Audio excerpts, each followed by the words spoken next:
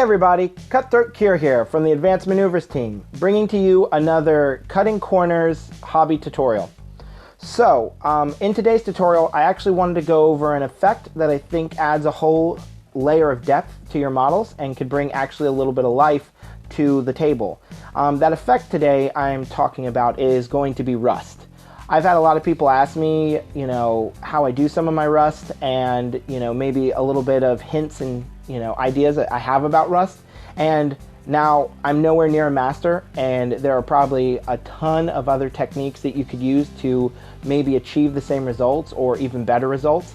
But the stuff that I'm going to show you in today's tutorial are some pretty basic things that I've learned that add, the rust effect to your models and can look really cool. And they're pretty quick and efficient. One's a little bit quicker than the other. So, it's up to you which one you choose or which one you want to try. One's a little bit messier, one's easier. So we're going to dive right into that. We're going to get our hands dirty and we're going to, make some things look a lot more mangled. Going right into it, one of the main things we're trying to do is we need to pick what area we're going to be working with. Our lucky subject today is going to be my very own Trollkin champion, and he needs to be rusted a little bit. He's been through a few blood-spattered battles, so his armor is a little bit too pristine. So this is going to be the host that we're working on today.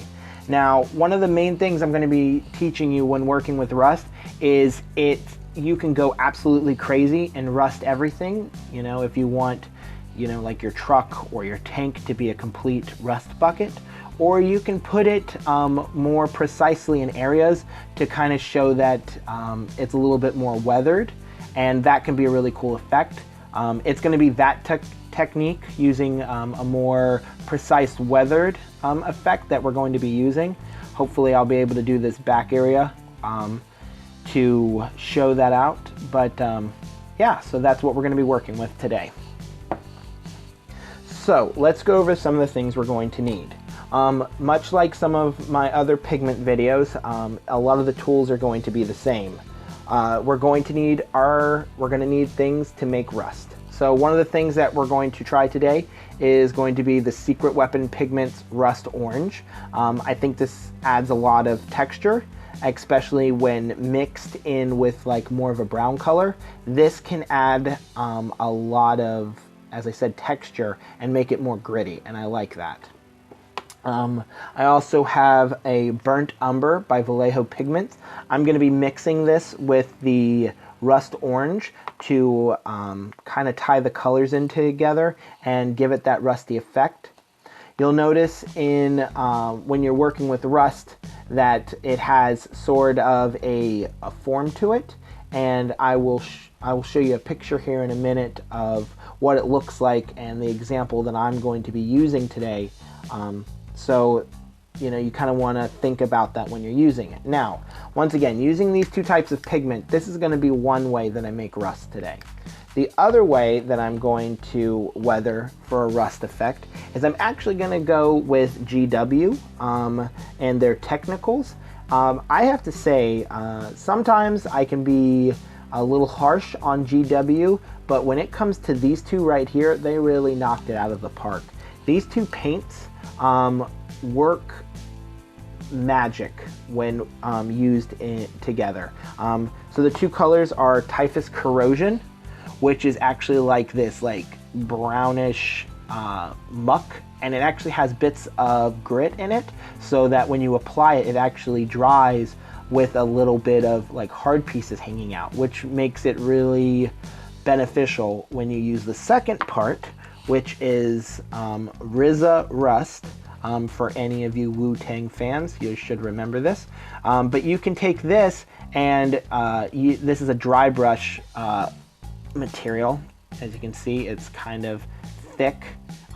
This is not something you would paint normally with, but using this and a dry brush, you actually would go over the areas that you put the Typhus Corrosion on, and it gives you that rusted effect, and you can dry brush till it has the needed effect that you like.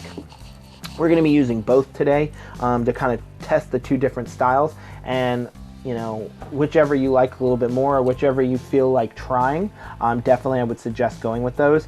Of course, the pigments are going to be A, a little bit messier, B, a little bit more expensive, and C, take a little bit longer, but you can get more of a natural look. But if you're really just going for that, you need to get it done, you want it to look rusty, but maybe, you know, maybe not the most natural, authentic, you know, rust, then let me tell you right now, these GW colors are really going to save you a ton of time, and I cannot recommend them enough. They actually sit on one of my main areas of my desk because I use them quite a bit. And I actually use all 4 in cohesion, so I kind of double dip. Another thing you're going to want, as before, since we're working with dry pigments, is you're going to want some isopropyl alcohol. This is going to be for setting it and making sure that the pigments stay where they need to.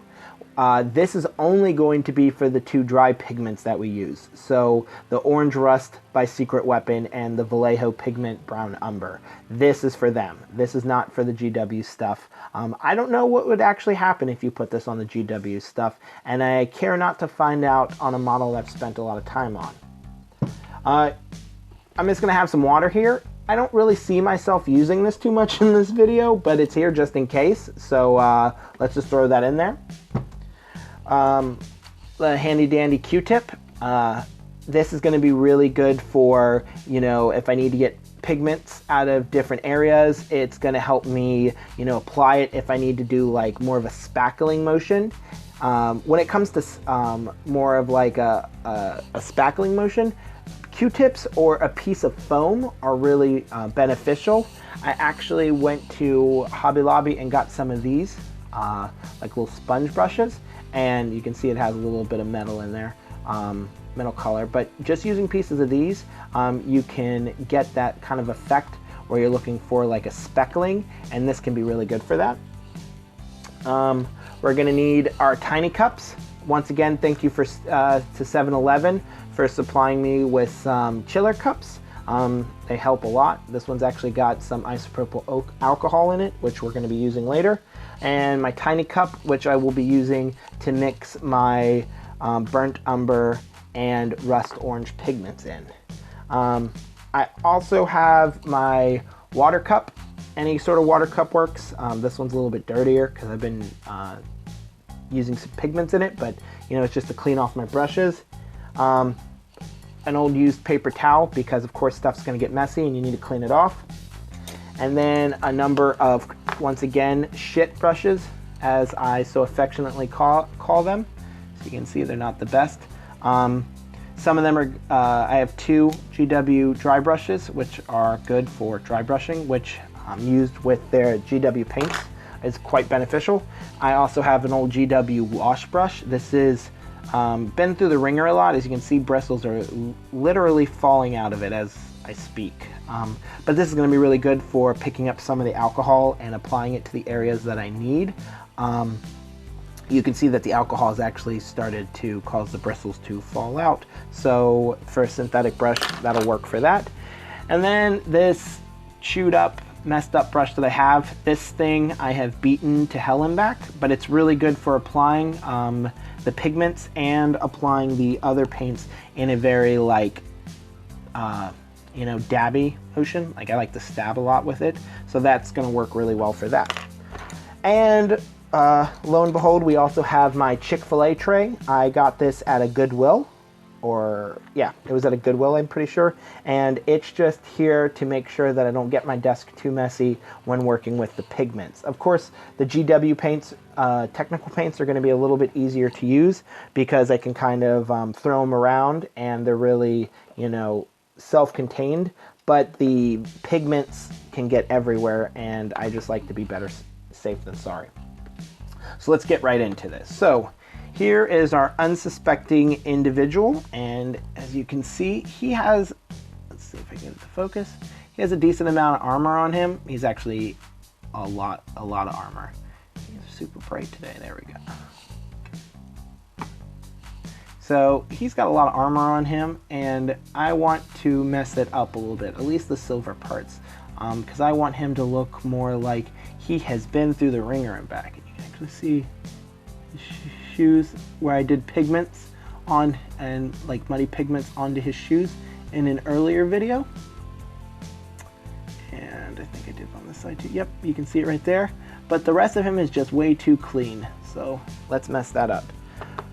All right, so the first type I'm going to be working with are the GW paints, just because they're going to be easier to knock this first part out of and show you kind of how they work. So the first part you want to grab is actually the Typhus Corrosion. And as I said before, it is kind of like a wash consistency. Let's see if I can get this on the camera. It's kind of like a wash consistency, as you see, like it's like a liquid. And you're gonna want to give that a good shake, because it has a lot of little bits of like textured dirt in there, and it actually, when mixed properly, sets really well. So I'm just gonna grab some of this with one of my ship brushes here, get it on here. And as I said, I don't want to be too overzealous when using that stuff, so I'm actually going to pull some of it off. But just going to his back right here, I'm just going to apply a little bit right here. As you can see, I'm being quite I'm kind of going off on the edges here because I want it to look very like a very random pattern. So as you can see right there, the Typhus Corrosion is on there, and when that dries, it's going to dry with a decent amount of texture. Clean that off.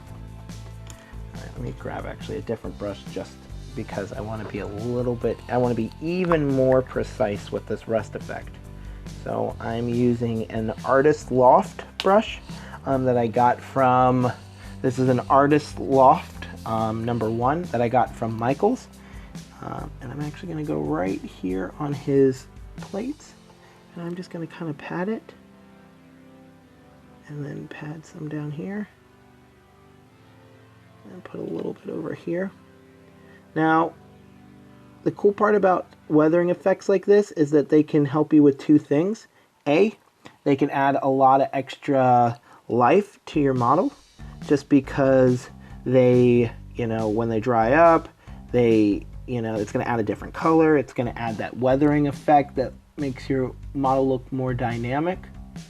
But it also can do a very important job of if you have any blemishes, or maybe you mess something up, or like a small piece of paint, or maybe sticking out, and you're not exactly happy with it, you can easily take these, and using them in, as I said, in this precise manner that we are, you can cover that area up and actually completely hide any mistakes you make, which if anybody knows me, I sometimes make mistakes, and using pigments like this and different effects, I can actually fix entire areas, and by fix I mean completely cover them up and act like they never happened. So as you can see here, we're really going for turn this light right here. We're going for a, really trying to get that area to look dirtier, and go with these random shapes, because rust, once it starts moving, it doesn't exactly move in a linear fashion. So when you're applying it, you definitely want to make sure that you're kind of sporadic with it, because it can look better that way. And put a little bit here on his elbow pad. I'm actually doing a lot more with the GW material than I am with the pigment, because as I said, I like to use both. So there's other cool ways you can do it. There's do rust effects that I'm not going to do in this video. Like you can do like what's called a salt chipping effect, where you actually using different materials actually use salt, and when you paint over and you do all your other stuff, you actually take a brush and brush the salt away, and it actually makes a very, very natural rust effect you can do where it's layered. So that's really cool. So I think I've done all of the rust that I want to do with the GW stuff. So I'm going to let that dry real quick, and then we're going to go over the other part. And actually, pretty sure it's pretty damn dry. So actually, we're just going to go right into this. So after you're done with your Typhus Corrosion, you want to pick up your Wu-Tang rust, or RZA rust as it's commonly called. And you're going to want to get a dry brush of some sort, something real crappy. So this one will work. It's a small dry brush by P3. Sorry, by GW, not P3. And you're just going to want to get some onto the tip like that. Really fill it up. And then you're going to want to do like what you do with most dry brushes, and you're going to want to brush a decent amount off. So when you get to it, you definitely want to find that area you're working on. So we're going to use this back part, and you just want to hit that with a decent amount of it. And what's going to end up happening is the orange pigments in this are actually going to stick to the RZA rust. The orange pigments in the RZA rust are going to stick to the grit that's in the typhus corrosion, and you're going to see that it's going to get like a really like gritty orange to it, and that's going to replicate a good bit of what rust can do when you're working with it. So as you can already see right there, just using those two, I already have a really rusty plate. So let's get that even closer right there. See, I already have a rusty plate. So you can see the typhus corrosion sporadic shape I made. And then right there you have the RZA rust that just kind of sticks out. So I'm going to do this in some of the other areas just to kind of add the same effect. And as I said, you don't want to glop too much of the RZA rust on here, because it's super orange, so it can kind of mute out a lot of things, and you can actually lose a lot of the effect that you're going for. So as you can see already, just those two areas are super rusty, and you know, they look really well. And I maybe took less than a minute to do that whole process, even with the drying.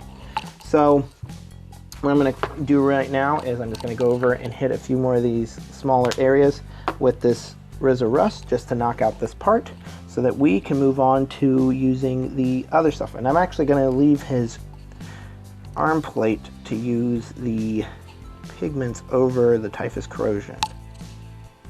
So you just want to make sure that, as I said, like you're using the proper brushes, like the proper tools for what you're using. So you know, leaving some of the typhus corrosion open is going to be a good thing, because you know, it's going to show like there's areas that are starting to get a little bit more weathered, but you definitely want a little bit of areas that have that brighter orange to it, because different areas of rust you will see kind of can get brighter depending on how long it's been weathered that way. So there we go. So we've already hit his back. So I'm trying to get a good lighting on this. There we go. So already you can see here on his back that we've already got a good bit of rust there, but we also went ahead and did his leg, and those random spots, as you can see, just kind of add a little bit of extra texture to it, and it makes the model look much more lifelike, like he's been through more. He's just not as clean. So simply put, that's just using the first step, or the first technique that I have to teach you how to do rust. And of course you want to clean off your brush somewhat, brush out some of the stuff before we go into the next part. Alright, so the next part of this, of course, we're going to take these two GW paints off the table, and we're going to bring out our two big buckets of messes. So I'm going to get my cup, and we're going to do a little bit of work with these. So first and foremost, I want to take a little bit of brown, because you're looking to do the same effect that you just did with the two GW technical paints, whereas you're trying to put down a gritty base of a darker color. You know, in this case, it's going to be a brown, and I could even add a little bit of black to this, which would help it out, but you know, I'm going to keep it pretty simple and just use brown. And you just kind of want to find the area that you're looking to put the pigment into, and you just kind of want to tap, that the pigment in there, so that it kind of sticks a little bit and adds a little bit more texture. So as you can see, just what I'm doing right here is all I'm doing is taking some of the pigment on the edge of my brush and I'm just tapping it in there. And the general idea of that is to make sure that I don't want too much on there where I'm unable to control it, but I want enough on there where it's gritty so that I can easily apply some of the orange to it and then it'll stick. Now the cool part about this is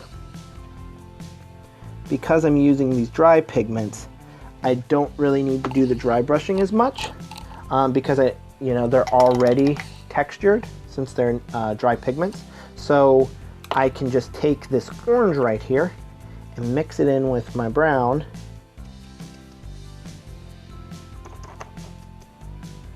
Which, for anybody who might be doing a fun Martian theme, rust orange is a good color for your basing. So there's another little fun trick. But basically, I'm mixing the orange and this brown together to get like this darker version of it. Let's see if I can get some on my brush for the camera. So I'm looking to get like a darker brown, but it has an orange accent to it because that is going to replicate as in the picture that I had I'd used as my example. That's kind of how rust works. So I like the darker spots. And as you can see here, I'm just kind of mixing it up because I don't want any of the two colors to be too dominant. So just taking this right here, I am just going to dab a little bit of the rust here. And as you can see, it's just like gritting up in areas because it is dry pigments and that's what it likes to do. Now once I set those, they're going to look a lot more natural. And I'm actually going to put some over, since I've got to work with this, I'm putting some over my other areas just because I want it to tie in together for when I'm done.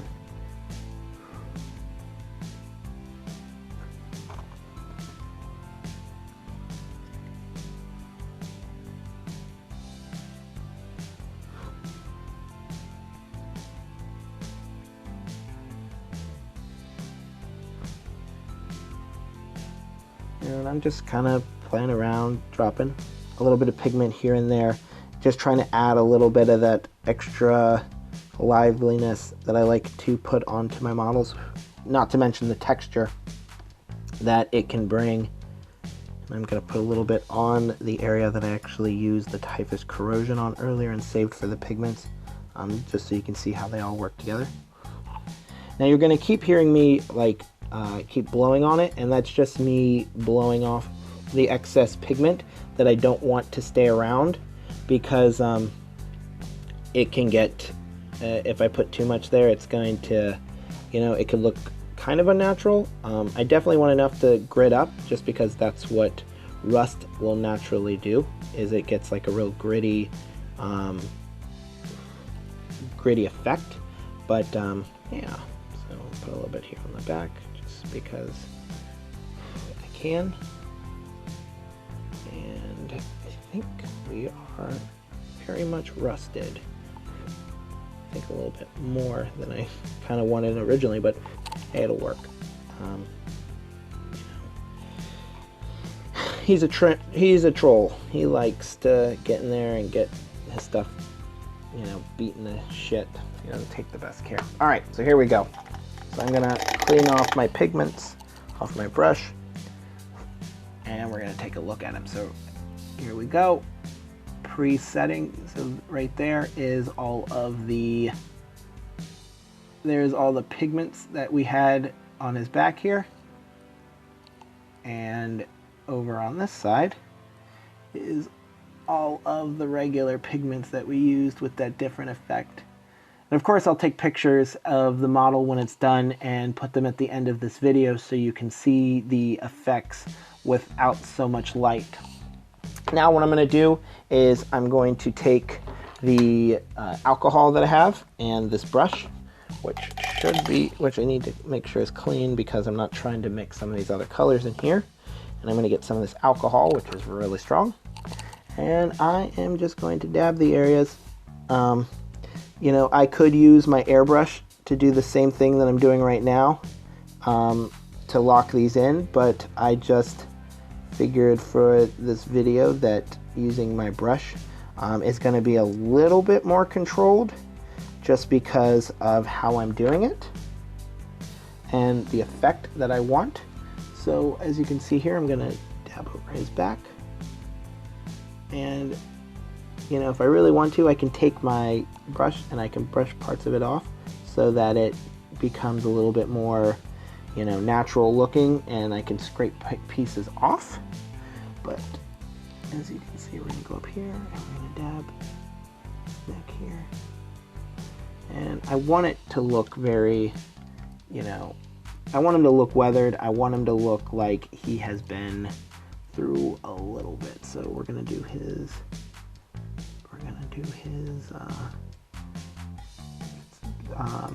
elbow plates here, and brush a little bit off. I'm gonna do his side plates here, getting that gritty feel to stay. One thing I will say about the pigments is that the pigments, once they're dry, they definitely have the cooler of like the overall cooler effect, just because they're not going to have a cartoony feel. Like, it's gonna look really thick and rusted, and I like that. So that might be one of the reasons that I kind of have been sticking to them a little bit more and learning how to use them.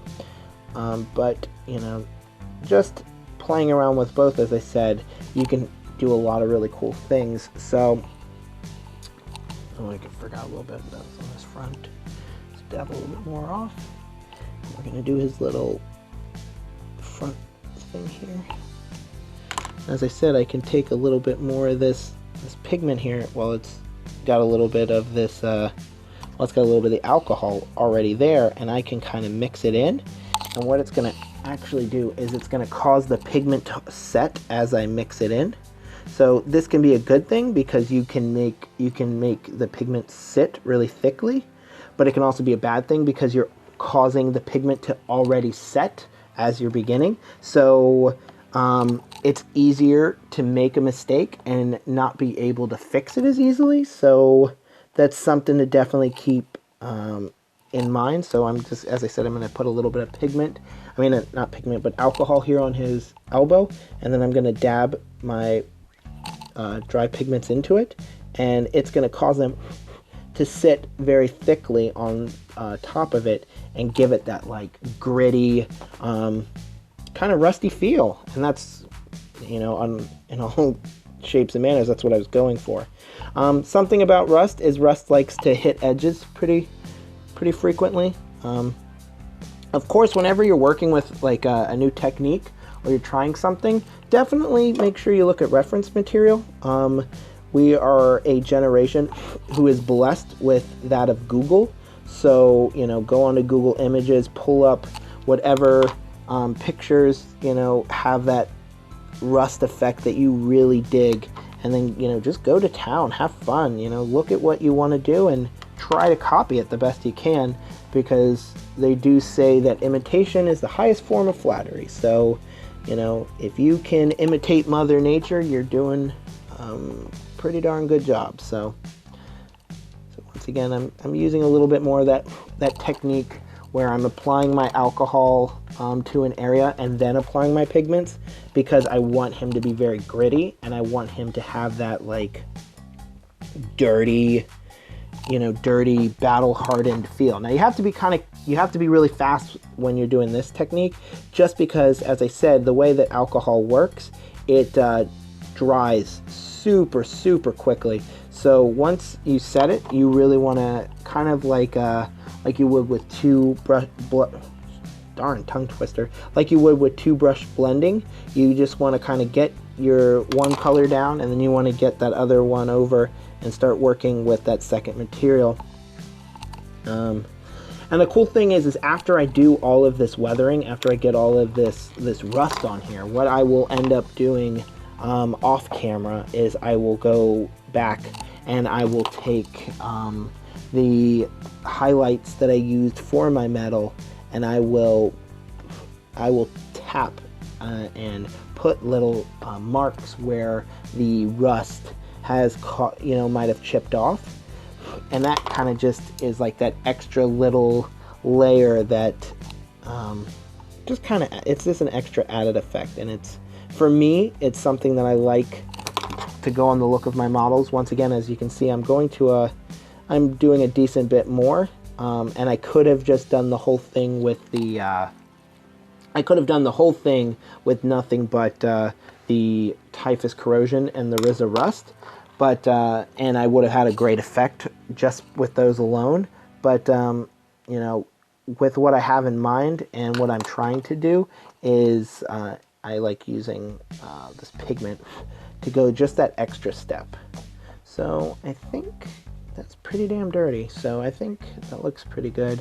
I'm not going to hit his axe at all because I think that's the one thing that he would keep clean. I could probably go by and do a few blood effects. Suggestion, definitely GW with their technicals, as I said, is they do some really good stuff. So another really good technical, if you're looking to do blood, is the Blood for the Blood God technical. This stuff really makes stuff look just disgusting. And what I like to do is, once again, use the typhus corrosion to put a small dab and then put this over it, and it makes it look like coagulated or curdled blood, and it's just a really good effect, especially if that's what you want. I don't do a lot of blood effects across my army, but definitely if you're trying to really go for that really like disgusting look, this stuff works really well. And if you're trying to do like corrosion, not corrosion, but like an oxide look, Nikela Oxide by the Citadel Technical is super legit too. So all four of these have been fantastic, and I've picked them up, and I keep extras here in the studio just because if I need to, I can use them. But that's not what the video is about. So here we go. Let's look at how he's looking right now. Once it focuses, there we go. And as you can see, I'm going to pull a little bit of light off him so we can see a little bit better. This light is not staying. There we go. So as you can already see, he has got a decent amount of corrosion, and as you can see with the camera focusing, it's pretty gritty. I did it all around the edges. I did his foot, as you can see there, and his plates. And going around, you can see a little bit on this back side plate there, and I did a decent amount on his plates there. And what that will work for is when I come back and I speckle in bits of the metal, it'll look very chipped and weathered, and that's just kind of the effect that I like. So yeah, so when it comes to weathering, especially with rust, I think that that's the way that I like to do it. Of course, as I've said many times, there's many different ways that you can do it. This is just two of the ways that I have learned to do it, but hopefully this taught you some pretty quick and easy steps in order to achieve that effect. You know, no matter whether you're doing privateer press products or GW products or, you know, whatever type of miniature you're doing, this can add a whole lot to your army and can really make it look more dynamic and lifelike, which is something that I like to put into all of my models. So, you know, once again, if you have any comments or questions about what I did here, feel free to leave it in the comments below. You can, I will try and get back to you as soon as possible. Hopefully I can bring you some more weathering techniques in the future as I learn how to do them. But, you know, hopefully this gave you a little bit today. So thank you for joining me, and have a good night. If you enjoyed this Advanced Maneuvers hobby content, don't forget to like, comment, and subscribe. And let us know what future tips and tricks and hobby-related materials you would like to see. Don't forget, it just takes one brushstroke to keep getting better.